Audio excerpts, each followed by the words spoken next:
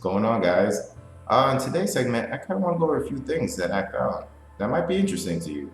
Um, if you're new to Bitcoin or this is like your first year buying Bitcoin and you fall for the hype and FUD and ups and downs, I want to put this in perspective.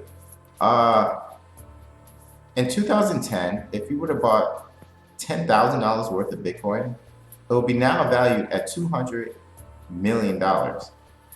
In contrast, if you would have bought $10,000 worth of gold in 2010, you would have took a hit of $9,981. You actually lost money holding gold. If you would have held it both at the same time, yeah, Bitcoin would definitely paid off for you. Um, you're more than a multimillionaire.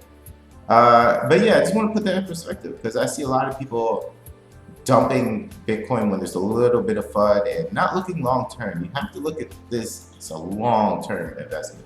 This is not something 2 week investment you get in and get out. You have to have strong arms and strong hands, kind of like this guy right here.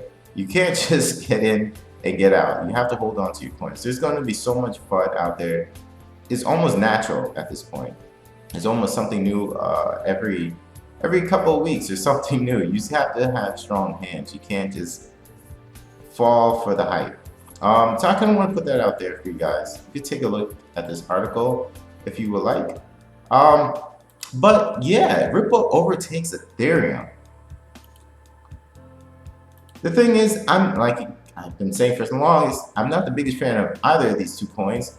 But if I was to pick, it would definitely be Ethereum. Because at least you could build on Ethereum. You can actually do stuff with Ethereum.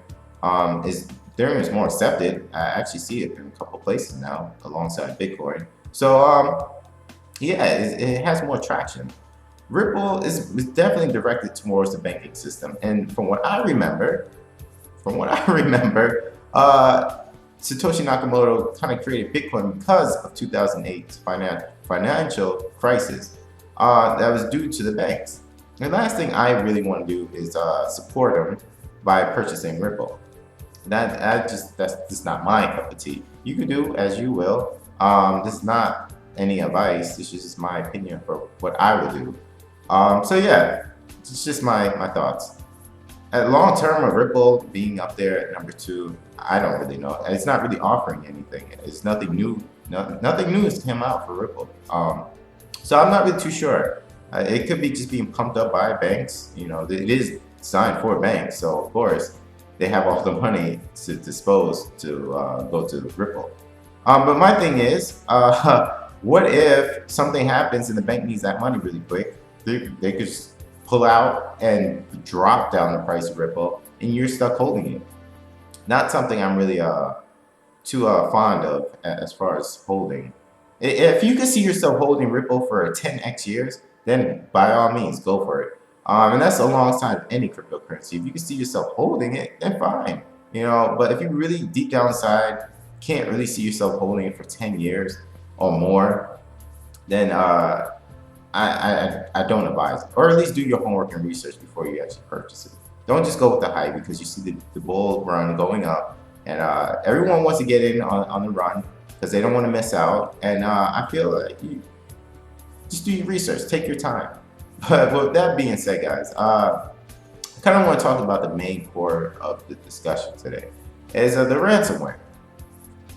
Yeah, it's actually kind of affected some health services where they can't communicate with one another, and really any type of real communication. And they're actually warning patients, unless it's an emergency, dire need type of thing, then don't come in. So you know, the thing is, this sheds a bad light on Bitcoin in a way, but it kind of that's what I'm getting. I feel like the mainstream media is trying to shed bad light on it. But at the same time, I look at it like this. For anyone who's holding Bitcoin, and I know that's why the price of Bitcoin has dropped dramatically from almost 1900 all the way down to where it hit like 1600s. It's mainly because of this FUD. You know, people got scared. They don't understand what's going on. They just hear Bitcoin and some malware and things, bad stuff happening. So people would naturally just And if they're not understanding what exactly is going on, we'll just start selling it out of fear. Um, so I kind of want to explain a little bit. It's not nothing's happening to Bitcoin. Bitcoin's not being hacked. Bitcoin is fine. The way I look at it like this, they could have asked for cash. The people who were asking for a ransom, they could have asked for cash. They could have asked for gold. They could have asked for silver. They could have asked for just a bunch of Lamborghinis. But what did they ask for? They asked for Bitcoin.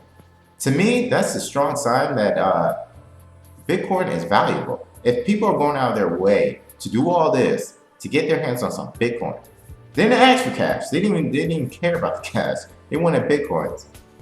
To me, it seems like, you know what, Bitcoin is something that has value. If you're going to go through all this work to get Bitcoins, obviously it has some value behind it. You could ask for anything you wanted. They didn't ask for a boat. They asked for Bitcoins. So, you know, I try to look at it in that light. As far as long term, they could ask for anything. They didn't. They asked for Bitcoin. So, yeah, this basically kind of disrupted the whole health service out in the UK. Well, not all of them, but just for a selected few. And the thing is the mainstream media is trying to paint a bad picture of Bitcoin as, you know, this dark criminal underground type of thing, and people just use it for shady stuff. But the thing is, what the underlying thing that most people aren't even asking, this ransomware was developed by the NSA. And you guys know how I feel about, you know, government institutions getting involved in Bitcoin, regulating Bitcoin, because they have a terrible tendency of messing things up and making things worse. This is kind of a prime example of what I'm talking about. You know, you have something so crippling, malware that could just destroy a lot of things, could hurt a lot of people.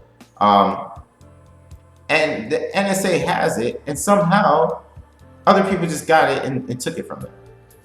But yet you want us to give you control and regulations for Bitcoin? No, it's terrible. Why did that happen? That's to begin with. How did regular people hack the NSA or took information from the NSA and now wreaking havoc with the stuff that they developed, that the NSA developed? I think that's a terrible idea. This is why I wasn't the biggest fan of the ETF and Bitcoin. I know a lot of you guys were, you know, glad and cheering that it might happen. I really realized that once an ETF were to happen in Bitcoin, it would be heavily regulated. And regulations and governments aren't the best thing. They seem to make things harder for people and more confusing and just a mess. You know, so I like it like this. It gives people chances to new people to get Bitcoin, and it's not so overwhelming, because it is kind of overwhelming now. Signing up for exchanges. A lot of these exchanges are pretty hard for a new user to understand. So yeah, I kind of want to stress that, you know, we could paint a bad picture on Bitcoin, but where did the ransomware come from to begin with? That's what we have to ask. It didn't just pop up out of anywhere. It came from the NSA. So if anything, we should be painting a bad picture on the NSA, just willy-nilly just leaving their files open for people to hack and take their stuff and then use it against the average folks. So yeah, well, don't dump your coins, your Bitcoins off of just FUD. You know, really look into it, understand it a little bit. Don't just because everyone else is talking about it. And there is a lot of whales out there harping on stuff like this. You know, there's a little bit of FUD. They would just start dumping their coins and get you scared. And then you feel like there's something going on that's serious. And if you're new, you would just start dumping your coins, and then they come back and get it. So yeah, just relax. It's not that serious. Bitcoin always bounces back. You know, that's one thing I realized in this whole time I've been involved with cryptocurrency, Bitcoin, no matter what. And I'm gonna actually leave how many times Bitcoin has been claimed dead, and down in the description below, the obituaries, so you can see for yourself how many times Bitcoin has died and how many times it's been resurrected. So that way you get a different perspective. Because I want to show you guys how much FUD there's going to be. If you're new to cryptocurrency, there's going to be a lot of people trying to scare you and trying to shake some coins out of your hand. So I want you guys to go check it out. You know, so that way you know when the next FUD comes along, you can really think about it and really do your own research to see if it's something that's even that serious. You know, the ransomware is serious if you're a part of the UK National Health Service, but if you're an average user who has your bitcoins on an external hard drive or whatnot, it's not that big of a deal. It's not like they're gonna hack your thing and take your bitcoins or anything like that.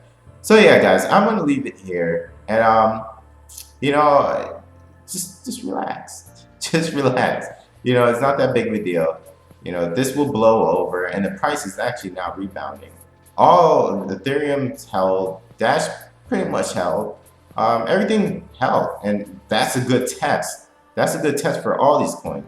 You know, a lot of people usually when they get scared, they sell their altcoins into bitcoins and then just sell the bitcoins.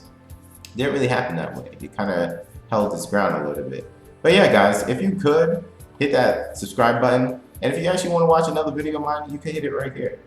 With that being said, guys, I'm gonna leave it here, and I'm gonna catch you in the next one. See ya.